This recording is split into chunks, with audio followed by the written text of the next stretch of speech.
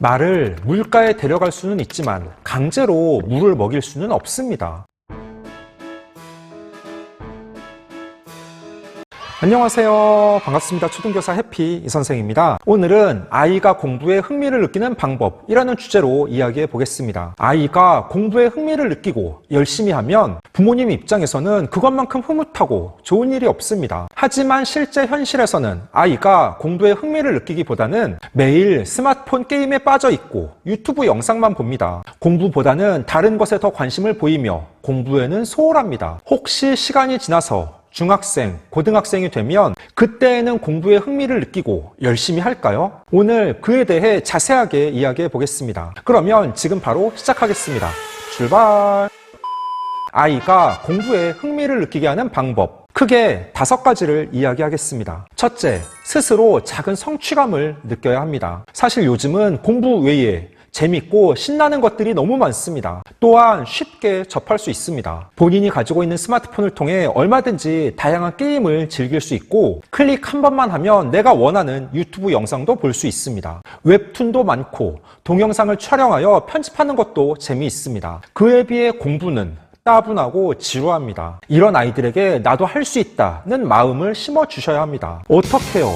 누구나 좋아하는 과목, 잘하는 과목이 있습니다. 영어를 잘하는 아이가 있고 수학 계산을 빠르게 하는 아이도 있습니다. 또 다른 아이는 사회를 좋아하고 과학에 흥미를 느끼는 아이도 있습니다. 아이가 잘하는 과목, 자신 있어 하는 과목을 칭찬해 줍니다. 아이가 부족한 과목은 좀 더 쉽게 접근할 수 있도록 합니다. 그래서 작은 성공의 경험을 스스로 맛보고 자신감을 찾아야 합니다. 제가 지금 5학년 담임인데 수학 2학기 2단원은 분수의 곱셈입니다. 자연수 곱하기 분수, 분수 곱하기 자연수, 분수 곱하기 분수를 해야 합니다. 다른 건 잘하는데 분수 곱하기 분수를 어려워하는 아이가 있습니다. 왜 그런가 봤더니 대분수를 가분수로, 가분수를 대분수로 바꾸는 것을 힘들어합니다. 그러면 이 아이는 대분수를 가분수로, 가분수를 대분수로 바꾸는 것부터 차근차근 다시 해야 합니다. 대분수 곱하기 대분수의 계산은 그 이후의 문제입니다. 분수의 특징, 진분수, 가분수, 대분수를 설명해주고 각각 어떻게 바꿀 수 있는지 알려주고 충분한 연습을 해야 합니다. 둘째,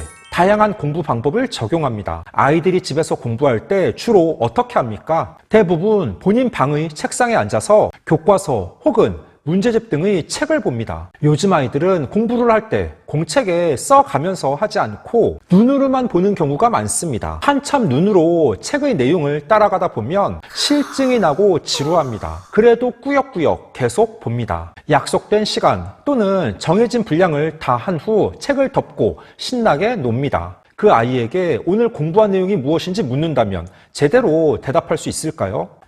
그러니까 오늘 사회 한국사 중에서 조선시대를 공부했는데 조선은 그러니까 기억이 안 나네. 이런 반응이 대부분일 것입니다. 아이들에게 다양한 공부 방법을 알려주고 실천할 수 있도록 해야 합니다. 예를 들어 공부한 내용을 부모님이나 형제 자매에게 설명해 보도록 합니다. 내가 교사라면 이라고 생각하여 내가 오늘 무엇을 공부했는지 자세하게 설명해 봅니다. 본인이 가지고 있는 스마트폰으로 내가 설명하는 것을 녹음하거나 촬영해 보는 것도 유익합니다. 그러면 좀 더 즐겁게 설명할 수 있습니다. 눈으로 봐서 대충 아는 것과 직접 본인의 입으로 설명할 수 있는 것은 다릅니다. 아마 쉽지 않을 것입니다. 아이들의 메타 인지와 장기 기억을 위해 이런 방법은 아주 유익합니다. 또는 공부한 후 내가 무엇을 공부했는지 백지 공책에 마인드맵으로 표현하거나 키워드 중심으로 정리해 보는 것도 좋습니다. 구독, 좋아요.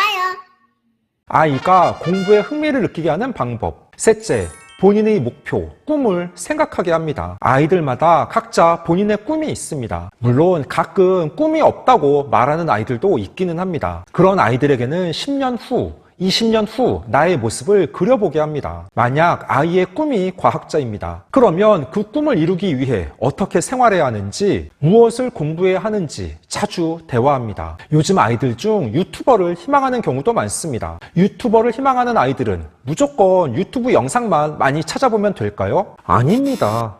어떤 유튜버를 하든 다양한 분야의 지식이 많아야 합니다. 또한 세상의 변화, 흐름을 읽는 눈도 있어야 합니다. 사회의 트렌드를 읽어야 많은 사람들이 원하는 영상을 만들어낼 수 있습니다. 그렇다면 사회 공부, 과학 공부가 필수입니다. 이처럼 막연하게 하루하루 억지로 공부하라고 시키는 게 아니라 아이가 나중에 어떤 일을 하고 싶은지, 그것을 이루기 위해 지금 무엇을 해야 하는지 늘 생각하며 행동하도록 해야 합니다. 공부는 아이가 스스로 해야 합니다. 초등 시기에는 부모님이 옆에서 아이의 공부 스케줄을 짜주고 관리해주는 게 어느 정도 가능하지만 중학교에 진학하면 거의 불가능합니다. 그렇다면 초등 고학년 때부터는 아이가 스스로 공부해야 합니다. 즉, 이유가 있는 공부, 목적이 있는 공부를 해야 합니다. 부모님은 옆에서 계속 대화하며 격려하고 자극을 주셔야 합니다. 넷째, 공부할 수 있는 환경을 조성합니다. 대부분 아이들이 공부할 때에는 본인의 방에서 합니다. 말 그대로 아이의 공부방,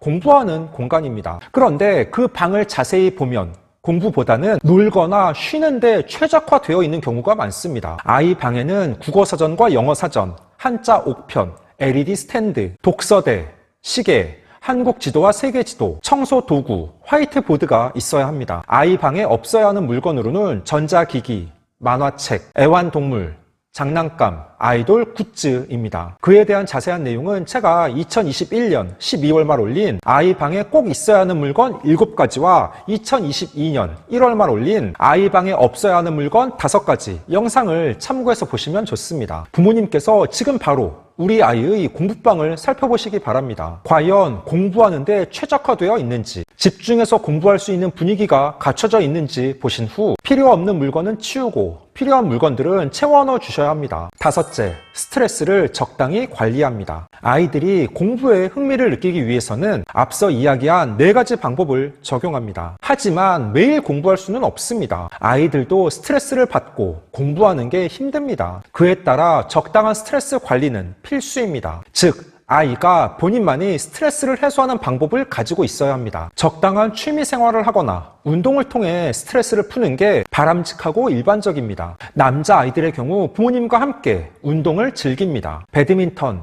탁구, 농구, 축구 등을 하면 건강에 도움이 되며 아이들이 움직임 욕구도 해소할 수 있습니다. 할리갈리, 루미큐브 등 보드게임을 하는 것도 좋습니다. 만약 집에서 애완동물을 키운다면 강아지와 함께 산책하기, 고양이와 놀아주기 등의 방법도 괜찮습니다. 스트레스 관리에서 조심해야 하는 부분은 아이가 공부를 한 후 잠시 쉴 때 스마트폰 게임을 하거나 유튜브 영상을 보는 건 좋지 않습니다. 부모님과 아이 입장에서는 약속된 시간 공부를 했으니 그 보상으로 또는 휴식 시간 스마트폰을 가지고 노는 것은 괜찮다고 생각하실 수 있습니다. 하지만 스마트폰을 사용하면 전두엽보다는 후두엽이 발달하게 됩니다. 자극적이고 시각적인 영상 매체에 뇌는 더 피로해지고 다시 공부를 하려면 이미 지쳐있는 경우가 많습니다. 휴식은 쉴 휴, 숨 쉴 식으로 말 그대로 이 일을 하는 도중에 잠깐 쉼입니다. 쉬는 시간 스마트폰 사용은 진정한 휴식이 아니라 뇌의 혹사입니다. 눈을 감고 심호흡을 하거나 명상하기, 잔잔한 음악 듣기 등이 진정한 휴식입니다.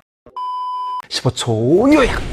오늘은 아이가 공부에 흥미를 느끼게 하는 방법이라는 주제로 5가지를 이야기해 봤습니다. 첫째, 스스로 작은 성취감을 느껴야 합니다. 둘째, 다양한 공부 방법을 적용합니다. 셋째, 본인의 목표, 꿈을 생각하게 합니다. 넷째, 공부할 수 있는 환경을 조성합니다. 5째, 스트레스를 적당히 관리합니다. 말을 물가에 데려갈 수는 있지만 강제로 물을 먹일 수는 없습니다. 부모님께서 아이를 억지로, 강제로 공부시킬 수 없습니다. 하지만 아이가 공부에 흥미를 느낄 수 있도록 앞서 말씀드린 5가지 방법 중 실천 가능한 것부터 적용해 보시기 바랍니다. 오늘 준비한 내용은 여기까지입니다. 앞으로도 보다 더 유익하고 재미있는 영상을 가지고 꾸준하게 계속 찾아뵙도록 하겠습니다.